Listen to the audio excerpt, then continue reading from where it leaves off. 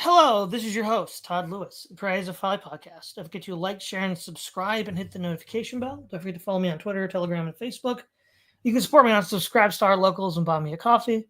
I will read chats at the end of the show if they're relevant to the show.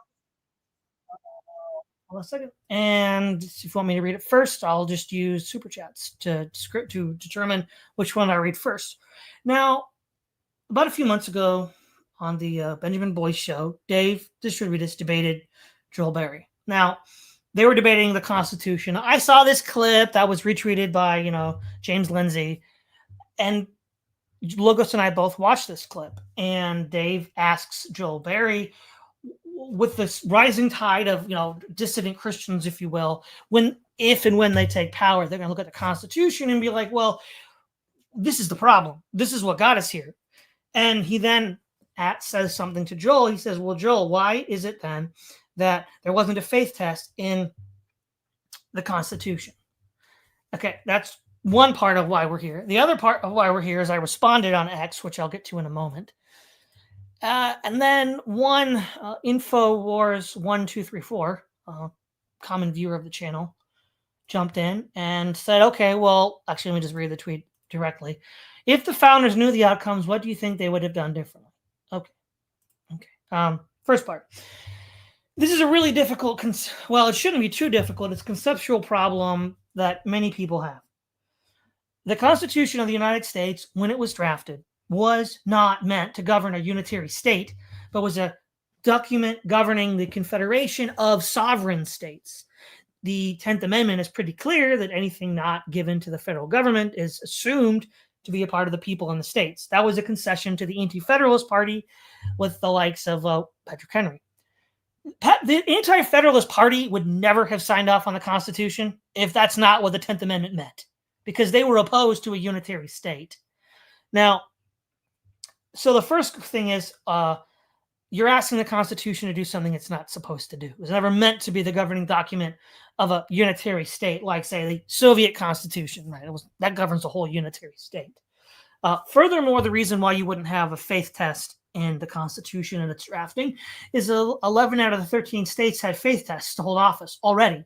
So the idea would be, well, if you got to go through state government to get federal government, you've already had some sort of a faith test to pass, with two exceptions. I think it was it was Virginia and maybe Rhode Island, but I know Virginia for sure. And then the third point is the Abraham Lincoln Revolution changes all this. The idea of sovereign states and the right to secede from the Union is a dead letter unless somebody wants to use force again to test it. And then now we have a constitution doing something it wasn't really meant to do, governing a unitary state. And, even a couple of years ago with the border crisis between Biden and Texas, you got state border guards and federal border guards, and there's still some ambiguity as to the jurisdiction of both. So we haven't really solved that problem yet. But what I would say, though, is to ask, well, why didn't the Constitution have a faith test? That's not the kind of thing the Constitution was meant to do. History's moved on. It's been forced to do something it's not meant to do, and we're still trying to figure out how that looks. Logos. Yeah, so I can't really defend Dave's point in total. I can defend it in part, because I watched that whole stream, and if I look at the context of where that conversation was, I was getting the rough point Dave was trying to make as far as, like, at this point, burning the whole thing down because it's unfixable. Faith tests, I don't think would have worked, for the simple reason that if you just look at this day and age, you can have so many different political persuasions calling themselves Christians. And there you go. Like, you can have, like, an SJW minister, draped in a trans flag, pastoral cloak, teaching in a church full of trans flag murals, and, that person, by their own admission, is perfectly Christian and therefore can pass a faith test if you're just trying to test, whether somebody's Christian or not. So, like, Christianity itself has been so far stretched that it's insane. I'm not a Christian, but I get the rough idea of what they were going for from what I've read in the Bible, and this ain't it. So that's number one.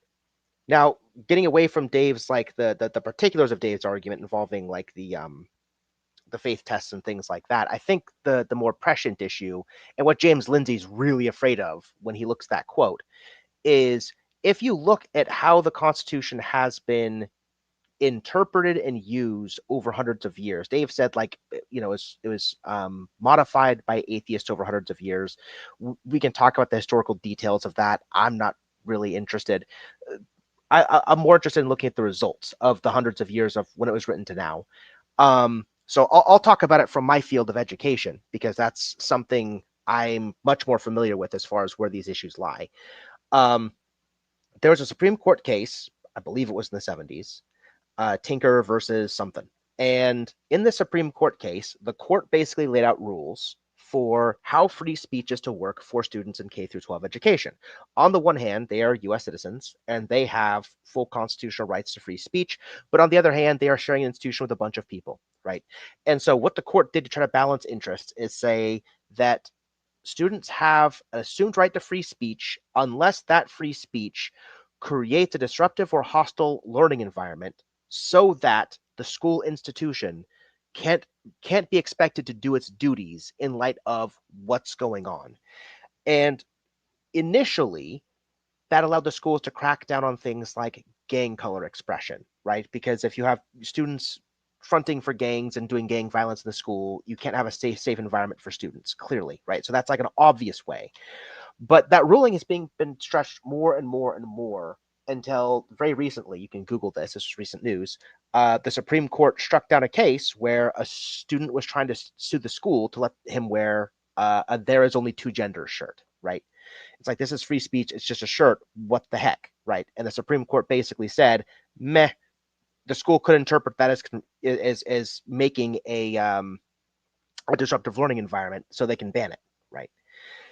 So this gets me to my broader point, right? You have little innocuous rulings like this that have been interpreted, especially in more recent times, to have this pattern where certain type of speech that favors one political side is disruptive, and speech that doesn't, that more adheres to the other side, is matter of course. 52 genders, you're okay. There are only two genders, you're disrupting the learning environment, right? And where this comes to a head is where we think about what the Congress shall make no law respecting religion thing means. Because on the one hand, let's suppose Congress did try to impose a law that says, no, you must let this kid like wear this shirt. This is an example of free speech. Well, what the left will do, and have successfully been doing in other domains, is say that, well, that's Congress making a law about a religion, because it's purely a religious viewpoint that there are only like two genders, if we think of like gender and sex are synonyms and all the rest of that. Whereas the alternative cases, there are 52 genders or whatever else the model is going to be this decade, right? That's clearly just students figuring it themselves out. That's just clearly secular. That's just, whatever. That's just kids being kids and playing around. So we have to let that happen.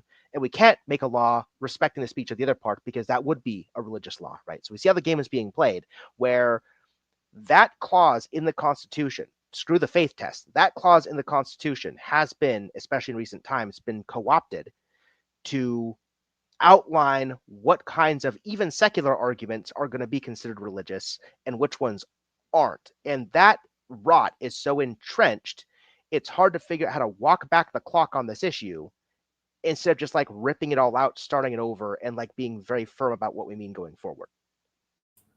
Yeah. Now, so to go back, step back a bit. The question is, yeah, you're right. There's all sorts of another sort of like clause that people that you call them the big government lobby, the progressives, the leftists love to use is the interstate commerce clause, right? They love to use that too. Now, if any individual group of individuals is just willing to be malicious in their use of words and interpretation of text, I mean, that's a whole different set of questions, right? Here's the thing, right? John Adams himself said that the Constitution was not built for people that were not moral. So the assumption was we need a moral people to be able to, read the text, interpret the text, enforce the text. And if they're not moral, it's not going to work. So on the one hand, this isn't like news to anyone. The founding fathers knew this could happen. And the second question is, okay, one of Dave's concerns was the moral element, no, the religious instruction. Where is that to come from? Well, it's supposed to come from the churches. That's what the founding fathers said. Now, you might say, okay, state church, no church, but the state church doesn't help either. I mean, look at Spain and England, right? England has a state church, Anglicanism. Spain was state church Catholic for a while. Ultimately, when nobody's willing to be honest about what words mean, even churches break down as a reinforcement mechanism. Oh, I agree. Yeah, that's exactly what I said with my initial point about the faith tests, right? Faith tests aren't going to save you when churches can just, call themselves whatever they want and teach what the right would call woke or SJW stuff, under a Christian guise or veneer, right? What is Christianity at that point? So I definitely take your point that if people are intending to play word games are going to be played. Now I have a suspicion about what's allowing them to do that really, really efficiently. And I think we'll probably get to that as a matter of course in the discussion. Yeah. So I think it's now time to pivot to the other point of this question, this show. The question asked me by InfoWarrior. Within the Constitution itself, there was a ticking time bomb, which was pointed out by the Anti-Federalists, which ultimately, unfortunately, they were right about. Brutus, Anti-Federalist number 15, says this. I do not object to the judges holding their commissions during good behavior. I suppose that a proper provision, provided they were made properly responsible. But I say this system has followed the English government in this, while it has departed from almost every other principle of their jurisprudence under the idea of rendering the judges independent, which in the British Constitution means no more than that they hold their places during good behavior and have fixed salaries. They have made the judges independent in the fullest sense of the word. There is no power above them to control any of their decisions. There is no authority that can remove them, and they cannot be controlled by the laws of the legislature. In short, they are independent of the people, of the legislature, and of every power under heaven. Men placed in this situation will generally soon feel themselves independent of heaven itself. Before I proceed to illustrate the truth of these assertions, I beg liberty to make one remark. Though in my opinion the judges ought to hold their offices during good behavior, yet I think it clear that the reasons in favor of this establishment of the judges in England do by no means apply to this country. Okay, now what are you going to do when you have that kind of power? Well, the Constitution says that the Supreme Court is the final arbiter in interpreting the limits of the Constitution. But the Constitution determines the limits of the Supreme Court. So what is the Supreme Court going to do over time? Exactly. Yeah. And that gets to where things are breaking down. The way in which I think this mechanism is working out really, really well, really, really efficiently, why these language games are so efficient is two things. Stare decisis, I think, is the number one problem of everything, combined with the Congress shall make no law.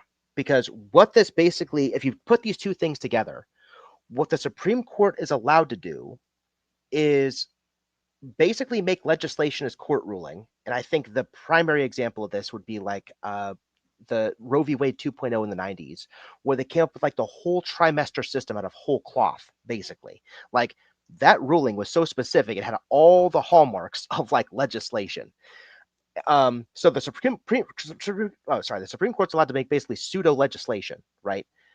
And so the only way to challenge that, as you had alluded to, is for Congress to make counterbalancing legislation. But if you look at the shall make no laws thing, it's Congress shall make no laws respecting a religion, right? So the Supreme Court can make whatever quasi legislation they want to. And the only check that's being explicitly put is on Congress. Furthermore, you've got stare decisis that says whatever legislation they make out of whole cloth cannot then be overturned or challenged. Now we see with Roe v. Wade, that's finally going out the window. But up to that point, you can have judges doing whatever they want to. Like, let's suppose you had a judge that was a panel of Supreme Court judges that weren't lifetime appointments. They were just paneled up for a single case, and they could rule on it however they wanted to, and they're gone, right? If stare decisis exists, then whatever crazy thing they pull out of their rears to rule on that case in the moment because they want to, it's now enshrined in law for life, even if the judges are gone forever after that one case. So those three things together are an absolute poison pill. Oh yeah, I agree.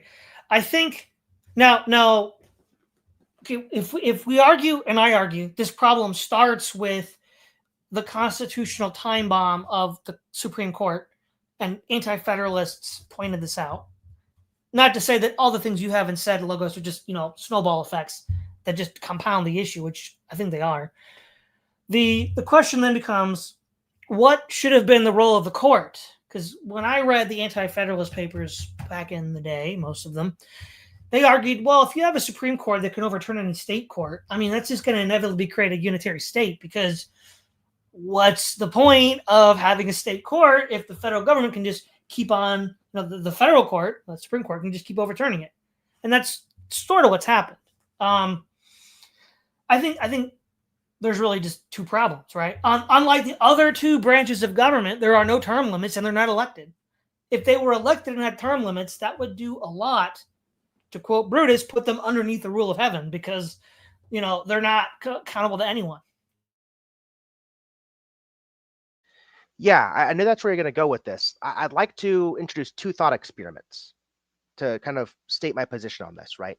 Let's imagine we take Congress as it is, voting, term limits, all 9 yards, right? But the only thing we add to Congress is stare decisis, in the sense that whatever law Congress makes cannot later be undone by a later Congress. If we look at the full history of Congress and the types of laws they've made, prohibition's a decent example, so on and so forth, right? All the laws that might have been made, undone, changed, so on, that can no longer happen because the laws have stare decisis, right? So even though Congress still, has term limits, is accountable to voters and whatever, examine what Congress would be like with stare decisis. On the other hand, take the courts, keep stare decisis, add voting and term limits and all the rest of it, and what substantially changes about the problematic nature of court rulings. Those are kind of like the two things I think about. Okay, so I've never heard that word you're using that ends in stisis. What is it? Stare decisis, a thing decided. That's basically where precedent trumps all. Like once a court's made a ruling, the presumption is it can't be overturned. Yeah. Well, that's now a question not of judicial structure, but judicial procedure. And I think that's where you get really, what I guess you could say, deep legal debates. Because on the one hand, this is where you have the argument of, is law constructed, right? Is it just a matter of precedent? That's sort of the interpretation that the left would use, the plastic definition of the Constitution, whereas the constitutional literalists, like Scalia, would be like, well, no, we need to stick to the letter of the Constitution, and we just can't, socially construct these laws. Yeah, I mean, that's a question that hasn't been resolved yet. If you have those court rulings just being sort of like in the Bible. Do you remember there's the phrase in the book of Esther, you can't undo the law of the Medes and Persians. Yeah, that's bad. Oh, Middleton Walker, you saw it. Oh, good for you, man. Awesome. Yeah, that's just bad. I wouldn't have that. Yeah. So I think like stare decisis is the first. So it's the three I listed: stare decisis, Congress is shackled but not the courts. And so you get the secular game of what is and isn't a religion, and only Congress has to play by it. And then whatever the third thing is I just said, I forget because I'm thinking about other thoughts. But all three together like form a real problem. And so trying to think about how we would do this thing differently. Here's kind of like a dilemma, because me, I like to think in dilemmas and trilemmas because I think they're very, very clarifying. My thinking is this: you can give the court stare decisis, but you have to limit the power of their rulings. And so it goes something like this.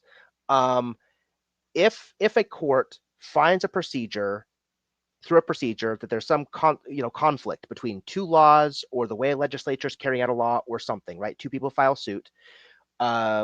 The prosecution or whoever wants to change things finds there's some inconsistency the court has to resolve. The court doesn't get to then say how the matter is resolved. that will always be the job of the legislature because they write the laws, right? Nobody writes the laws but the legislature. So what the court can do is it will rule that the legislature must address this problem within this time or be held in contempt or whatever. So the ball's back in legislative court. And then what stare decisis does is just shortcut the process and just say, look, we've heard these types of arguments before. We know a pattern of contradiction when we see it. This person has successfully proven a thing fits the pattern. So by stare decisis, back to Congress this goes. What's the harm in that? Congress is going to be bombarded with things more often they need to fix. Oh man, they have to work for a living. I'm terrified of that result, right? So you can have stare decisis if the court doesn't get to make pseudo laws anymore. On the other hand, if you want to have the courts basically make robust interpretations of the Constitution as it is written or what we think it means today, like you're talking about the legal debate, right? Different justices are going to play different games on that, unfortunately. Voting terms or not. If they're going to have the power to make these broad interpretations about how the government's supposed to read the Constitution and act on its behalf, then I think you have to get rid of stare decisis for what you want, say, voting terms and stuff to have any effect. Because even temporarily elected justices with stare decisis have rulings that live forever. So you have to get rid of that for the term limits to even mean anything. And so that's what you get. You get powerful rulings that can be undone, kind of like congressional laws, because they are acting like pseudo-interpretive laws, or they have stare decisis for, a judicial process, but ultimately the legislature has the power in determining how laws are resolved. But you have stare decisis. What do you think about that? Yeah, I'm looking at our Discord because you mentioned this too last week. I would just say stare decisis has to go. I just don't see how that doesn't lead to a terrible drift over time. Fair enough. Now, if I were to say we get rid of that, we impose term limits in elections on the judiciary, I think we'd have something that's a lot more accountable. I agree. All right, cool. The other thing then to get into, and this is where almost all constitutional debates flounder. Okay, the Constitution was not written to govern a unitary state. It was written to govern a confederation of sovereign states. So, for example, in the War of 1812, some New England states, specifically Massachusetts, talked about secession, never acted on it. That led to the collapse of the Whig Party. There was the 1833 secession crisis with South Carolina. Nothing happened to that either because Jackson threatened to invade and there were no other states to back him up. Then the South seceded in 1861, and that led to the real test. By force of arms, Lincoln said no. So then the question is, with the Constitution, we're left with a dilemma, right? The Constitution wasn't meant to do all this, but it's doing it now. And so really, this does two things. One, it renders a literalist interpretation of the Constitution in one sense impossible, because the political and social and military relations are totally different. Lincoln conquered the southern states. Lincoln showed that the new precedent is you don't have sovereign states anymore. Okay, but we still have this thing called the Constitution, and it is allowed to be amended. There's a process for that through 2/3 majority. So then the question is, what's the best we can do, right? We realize we can't go back to the pre-1861 Constitution because the U.S. federal government is just a vastly different organism than it was then because of, in part, what Lincoln did. Second of all, there's the extreme, just chuck the Constitution, which is what a lot of, I think, alt-right people are saying. I think that's too extreme, too. I think what we need to do is we need to be, okay, this riddle, this problem, this question that Lincoln left us with has not been resolved. But the Constitution still, through the amendment process, gives us means by which it could, in theory, be resolved. Because if you just chuck it and get rid of it, the famous quip, I remember, Logos, is compared to what? A Jesuit's fence. Don't pull up the fence unless you know what it's used for. Yeah. I got the impression that from Dave's position, starting at the end and working backwards, of course, that very quickly something like the Constitution would be reinstated. The goal would just be to start from a much, much earlier patch, mostly to get rid of all of the unofficial rulings, like the Tinker case I brought up in the schools and things like that happened very recently and have cascaded so quickly, it's very hard to figure out like where they started, what political precedent and jurisprudence like led to it in the courts, you know, um, just to be efficient, to start off, like let's start with like a 17 something version of the Constitution or even earlier Articles of Confederation or something, and kind of work forward till we see what we get. Going back to like the Lincoln question, see, this is where things are really interesting, because on the one hand, the Constitution does give states the ability to like leave the Union, but here's the paradox: a Constitution is supposed to govern the rights of people in the Union or the Confederation, even if it's a Confederate document instead of like a single Union one, like you're talking about, right? So while you're in our Confederation, you have rights. But what do we do with states that aren't in our Confederation, right? So like the Constitution doesn't apply to states in South America or Canada or places like this. And so theoretically speaking, any state that's not in our Confederation, we could invade and draw into our Confederation kind of by force if we want to. And so that's the paradox, is because the protections you have from invasion and seizure and all that stuff only work while you're in it, and you're allowed to get out of it. But once you're out of it, you're no longer in it, so you don't have the rights that you would expect while you're in it. And that vicious circle is the true problem. So trying to cut through this and answer the question of Lincoln, it seems to me that what you have to do is you have to kind of build a military charter into the Articles of Confederation itself, whatever more primitive version of the Constitution you want to go back to, like a decentralized version. And what you have to have is explicit rights for states that aren't members of the Confederation. So like ways that you have to engage with them militarily. So you can't invade them unless they do X, Y, or Z to you first. There has to be a formal, ramping up before a war happens or something like that. Or maybe there are extreme emergency cases where you're pretty darn sure somebody's about to attack you and you have to act preemptively, whatever. That should all be legally hashed out, and you should have explicit ways you have to treat people outside the Confederation. That way, rewind the clock, states want to secede. Lincoln doesn't have the ability to just invade them and draw them back in, or the South Carolina crisis or whatever. You can't just do that, because now they're outside the Confederation, they still default to a certain Bill of Rights for how you interact with other states that aren't in your Confederation. I think that's the best way to fix it. Okay, so two things here. I want to answer a question from Hashim Iran that'll be quicker than answering you. Is it true that the Constitution that only the Congress can declare war? Yes. In Section 8, we read that Congress shall have power to lay and collect taxes, duties, imposts, and excise, to pay debts, and provide for the common defense and general welfare of the United States. But all duties and excises shall be uniform throughout the United States. And then it says, 1, to declare war, grant letters of marque and reprisal, and make rules concerning capture of land and water. So, yeah, this is a part of Congress's powers. But to your question, Lewis. Okay, so on the one hand, that's exactly what happened. On the one hand, we had the Mexican-American War, right? This is still pre-Lincoln. So Mexican states were conquered and incorporated into the U.S. Or we had purchase, like Florida and Louisiana purchase. And then, of course, you had states that left, the American South, which were then invaded. Now, what it sounds like you're saying is this. Now, I'll then ask for your feedback. We need some sort of articulated just war protocol. Like, okay, from the point of view of the military leaders of this confederation, what are your rules of engagement with regards to other states outside of your constitution? And so then you have to have some sort of just war theory that you then enshrine in a document. You talk about probable cause, just and bello and all that stuff. Is that what you're talking about? Exactly.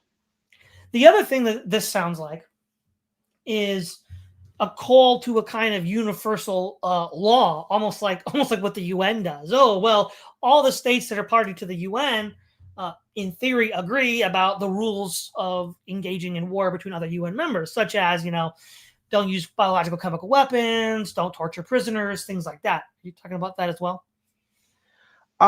That's trickier because the UN has a lot of really interesting things about that. I mean, and that's also kind of asking what do you do with fellow states that are in the union, and like obviously the Constitution already has rules about that, and they're more easily enforced. It's just more, instead of thinking about it like UN states how they treat each other, think of it just in terms of like what is just war. I think covers all of it. Like when is it proper to invade another state? Can you invade somebody just because you want to bring them back into the union when they wanted to leave? Like probably not. Okay, right. Okay, and so in that regard, then there would be some article, some other article that we could add on to all this that would stipulate how, when, and why the federal government can go to war. Because that is one thing that the Constitution doesn't really talk about. It just talks about that the federal government has the power to do that. Yes. Yeah, exactly. Because if you limit, at least, there are several ways you can do it too. You can have a lot of nuance. You can say, we're going to limit the reason the government can go to war with previous members in our confederation, right? That's one. We're going to limit the reasons governments can go to war with people who were never in our confederation but had friendly treaties with us. We're going to limit the reasons we can go to war with people who have never had friendly treaties with us.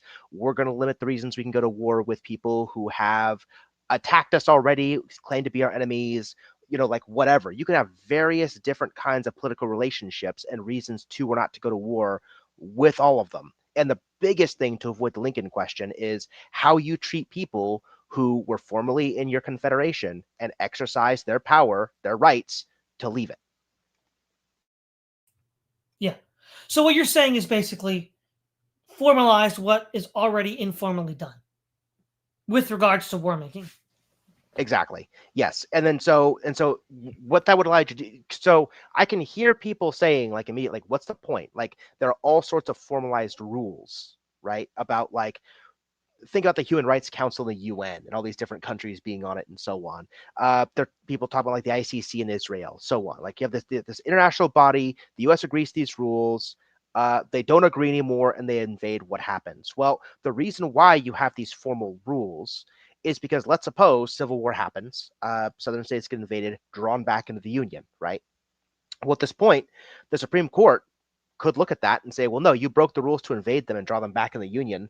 So we are going to legally mandate that they're out, they don't hold to your laws, and they may be entitled to damages or something like that. Like, Yeah. Once you have this formal process, you can then kind of make the courts be on your side because these are all rules everybody agreed to.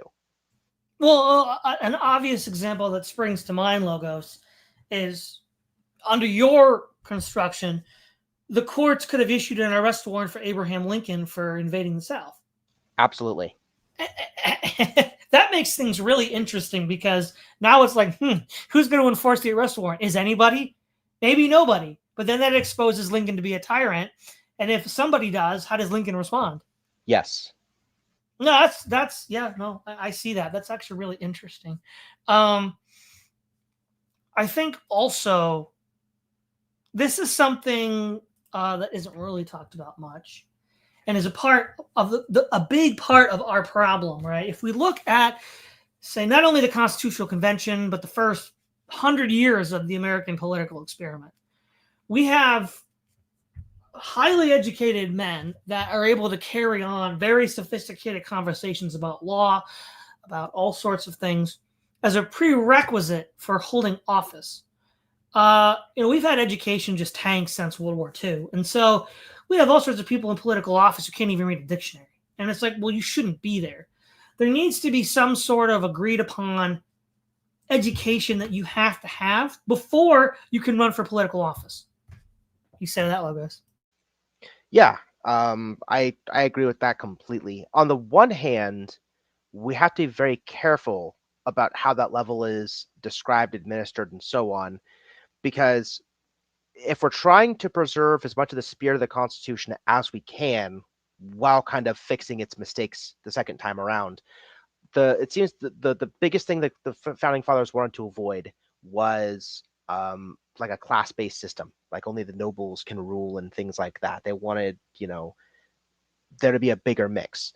The problem today is as education has done what it's done, the rich people have been able to get one type of education and everybody else really hasn't. Like if you look at some private schools that rich people go to, they still have standards and teach very similarly to what you would, call the golden age of education way back when students knew Latin and they had very, complex interpretations of historical and legal documents and so on. Like these private schools to the Ivy League pipeline, like these train the next leaders. And if the criteria for being able to be a leader is to get that kind of education, which you can only get in the private school to Ivy League pipeline, then you've basically formalized a certain class of people who can afford the education prerequisite to rule. And so you have basically like a House of Lords, like a class-based rulership, and that'd be interesting. Well, right, and there's quite a few ways you could look at this. You could argue that now, again, in the American context, this may not be very popular, but the state provides education. Or you could just have improved standards of education for that which is given. That will be a whole separate problem. But there's actually, this is a good segue, education, right? This is the elephant in the room. What is this force that's corrupting, subverting, and degrading the Constitution? And that force is private industry. We've talked about this a lot, Logos, especially in our Against the Moldbug streams. I've mentioned the 1913 General Board of Education from Rockefeller. We don't want men of letters. We don't want men of the founding stock. We want obedient serfs. And that's why education is garbage. But then the other question is, think of like the legal person fiction, right? That they use which is tied into the abolition of slavery. Yeah, it's a joke. That was not at all what that amendment was meant for. To give immortal persons like corporations carte blanche to do whatever. And they can just constantly, subvert and buy off these elements. And, again, not to relitigate all the Moldbug videos, but Logos and I, we both talked about how we know where the real power is. It's those with money, right? All the professional doctors who said that there are two biological sexes and that COVID vaccines don't work pretty much all got fired, right? No matter how good your career was, doesn't matter how scientifically you were, there was somebody behind the scenes who was funding all this, who was creating all this, that did this. And that's something we can't really walk away from either. Yeah, constitutionally, the issue is this takes a lot of work, which is why we got here in the first place. But you have to be able to distinguish the constitutional rights of persons ruling over a corporation. So, like, let's say you have like the chair, you have like the CEO, you have the board of trustees, you have all the people like in that table. Each of them are persons with constitutionally protected rights, freedom of speech, blah blah blah blah. And so you have questions like, let's suppose all of us use our constitutional rights to free speech to jointly make a statement via a corporation, right? The corporation is kind of like our megaphone saying what we think, or at least the majority think if there was a vote or something like that, The question is, to what extent do their individual rights transfer via a corporation they wish to act through? And you can think of some examples where it's not too problematic to say, yeah, like if the corporation is just saying something on their behalf and it's pretty clear, it's like, okay. But when the corporations are actually actors, like causally acting in markets, then things get bad. And one of the reasons things get bad is because you have limited liability corporations, right? So if you're a person and I'm a person and I do something wrong that accidentally gets somebody killed, right? I'm going to jail for negligent homicide. But if a corporation does something that negligently gets somebody killed, you can't throw the corporation in jail for negligent homicide. What you can do is sue the corporation, and what the corporation can do is go bankrupt, right? They're like limited liability clauses about like how they're shielded from full effects of some of the stuff they do to people. So I don't think it's too much of a stretch to say something like, if any entity which has limited liability protections through ways they're able to causally interact with markets and with other people and so on, right? If they have those protections, then there are certain constitutionally protected acts and powers they should have reasonable restrictions from doing because rights come with responsibilities. And if you've shackled the responsibility part through limited liability, you must shackle the right part that is the shadow of the responsibilities that they're exempt from. And so as a mirror, as a reflection, right? If you want to break that, if you want the corporations to be able to do more, then you have to be able to more stringently and legally make people accountable at the top for things those corporations do wrong. So if corporations poison the water supply and kill 5 people, well, guess what? Somebody's going to jail over that. So board of trustees, figure out who it's going to be. Do your internal investigation, figure out who did wrong, figure out who didn't follow laws, figure out whatever. But we want people to go to jail for this. Heads are rolling. Give us your tributes, right? Yeah, if corporations were to play ball that way, I think it would be easier to make this work. But we all know that's never going to happen. So yeah, this whole legal person fiction's stupid. Well, yeah, that's the problem, and that's based on an interpretation. I forget of which amendment. Maybe it's the 15th. Regardless, this is a real problem that the founding fathers did not consider, and from the point of view that they're in, I don't know if they could have considered, because if you were to tell somebody in the 18th century that we're going to have these transnational corporations that are considered legal persons, immune from all liability, exist in every country in the world, and have annual revenue greater than many nations' GDPs, they'd look at you and scratch their head and be like, "What are you talking about?" Like, they couldn't even conceive of it. I think they could have with a little imagination. I mean, the East Indian Company was pretty contemporary with the founding of America. Yes. That thing had basically its own paramilitary, massive GDP, and had the backing of the crown while also limited liability, because they did some crazy stuff that normal people would never get away with. But because they were backed by the crown, they got away with it. So just take the founding fathers and say, listen, the East India Company problem, yeah, imagine that like tenfold, and we're going to make banana republics. And they'd go, oh, wow, that's a problem. Right. And it's pretty easily to come up with the idea of a corporate person the way it's been done. And this just gets back to, are people going to play by the rules or not, right? If somebody's just going to play word games in order to, get what they want, and you're not going to put pressure on that person or anything like that, or you can't, it does make things a good deal more difficult. Yes, and that makes me think of something. So term limits for the courts. So here's something. Imagine if imagine all the Supreme Court justices at the same time have a term limit, unlike Congress, it has like staggered term limits and things like that. The corporate justices all go, new come in. Now imagine that when the court justices come in, there is some way via the House, the Senate, the governors. Actually, I think the governors should have more power. The governors of the states.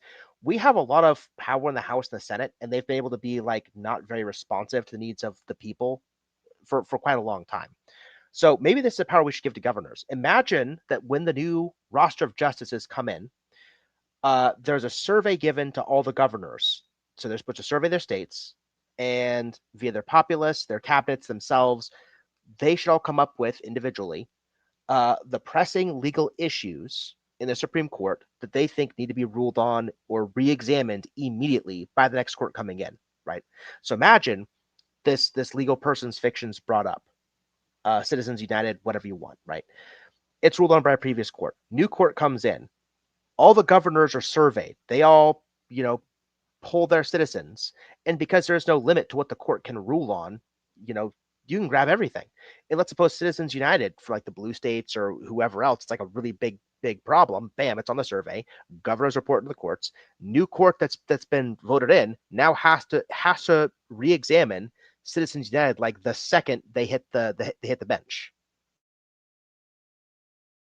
Yeah. Wait, I'm sorry, I spaced out a minute. Can you repeat that real quickly? Yeah. So suppose that when the new Supreme Court justices hit the bench, right? We have term limits, let's say. They're out, new ones in come. When the new ones come in, the governors survey all the people of their states and figure out what their biggest pressing issues are. Those issues, if they're legal issues, are submitted to the court for immediate re-examination. So this whole corporate person's fiction nonsense, right? Citizens United. Let's suppose a bunch of blue states say this is a problem. The governors submit that to the courts. New courts come in. They immediately have to look at Citizens United and re-rule on it. So you don't have this inertia like what's going on now, where it's clearly a problem, but nobody's going to fix it. No, yeah. Okay. I see that. Yeah, that's good. Because, well, see, here's the thing, right? At the time the Constitution was written, we did not have a legal person fiction. That happens after the Civil War. But the point is, though, you're right. We could envision the East India Company, and that would help in formulating a response. Ultimately,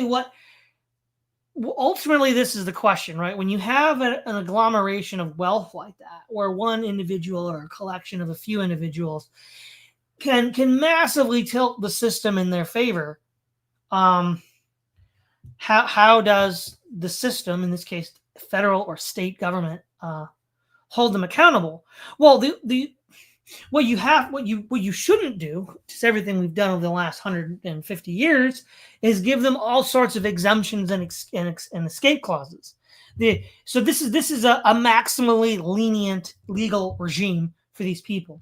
The way you fight that is have a maximally restrictive legal regime, which we just didn't build.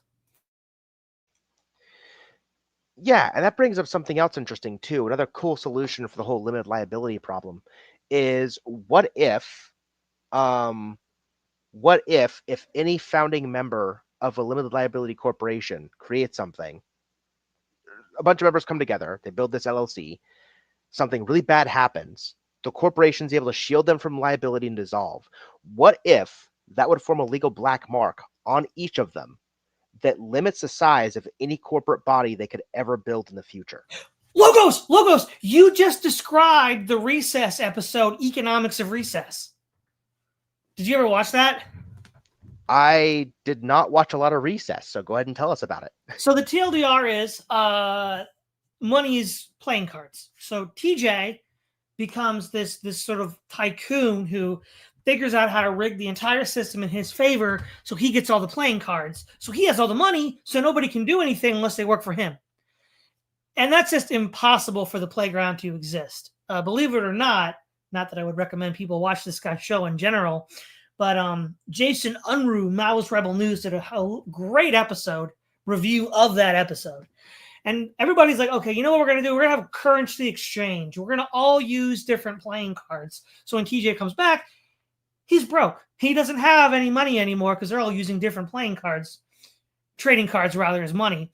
And then in order to get him back into society, he has to sign a contract to never have more than 10% of all the cards in circulation. Yeah, there you go. I mean, the trigger for this one would be the corporation like breaking a law and like getting somebody hurt or something that, you know, the people were shielded liability from. But yeah, the point's the same. So the assumption here is the more wealth a corporation accrues, the bigger they get. The bigger they get, the more likely it is that some subsidiary or department or something under them is going to screw up royal. And when that happens, the LLC clause is going to kick in. And so when the LLC clause is going to kick in, that's how you know a corporation has become too big and must be broken up. Because there's always a philosophical question, right? It's like, how many grains of sand until you have a heap or a mound or whatever the word is in the continuum fallacy, right? Like, we don't know the answer to that question, but a good way we can figure out a rough answer to that question is once a corporation gets so big, its size initiates malfeasance that gets people hurt. That's where the legal system can definitely make them shrink and stay shrunk. Yeah, exactly. Because see, here's the thing, right? From the point of view of the U.S. political system,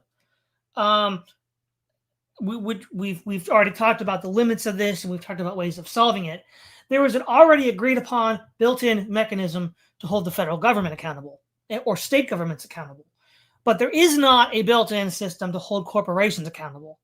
And so that's where the likes of Noam Chomsky would say, well, I prefer the government to a corporation because at least in theory, the government's accountable to public pressure.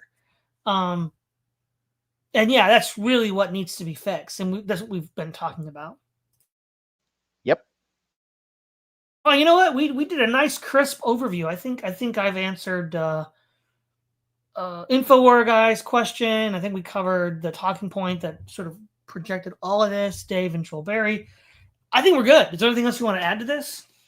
No, if there's no other chat questions or anything to respond to, I'm Oh yeah, good to go. let's look at the chat real quick. Yeah, you did say you're going to do that.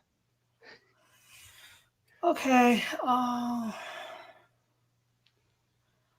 Is there any direct questions? I already answered one. That was the Constitution by Hashima 1. I don't see anything. Do you see anything in the chat, Logos, that you want to engage with? I haven't been looking. I've just been on my screen here, so I'll leave that to you. Okay. Oh, wait, here's one. Shima Soblain. You could shut down the company dock, their qualifications, and severely fine shareholders, but since everything is so distant today, they can beg ignorance. Exactly, and so that's fun because I didn't look at that chat thing when I made my idea. Suppose they feign ignorance, they beg ignorance. Okay, fine. That's where it's like, you were ignorant. We'll shield you from this immediate liability, right? But you're gonna get legal black marks. So we're gonna bust your company down, and any of you individually that were on the board of CEOs, trustees, all this for this company, any company you start in the future can no longer be bigger than so big, because clearly when you manage companies too big, you become ignorant of crazy stuff that happens and people get hurt. So we're just not gonna let you do it anymore. Yeah, no, yeah. Other than that, I think we covered. I mean, chat's chat, right? They kind of just do their thing. They do, but sometimes they ask direct questions. So I think we've covered all the direct questions. I think we've covered tonight's topics. Thanks again, Logos. Always a pleasure having you on. Pleasure being here. It's Todd Lewis, the Praise of Fight podcast, signing off.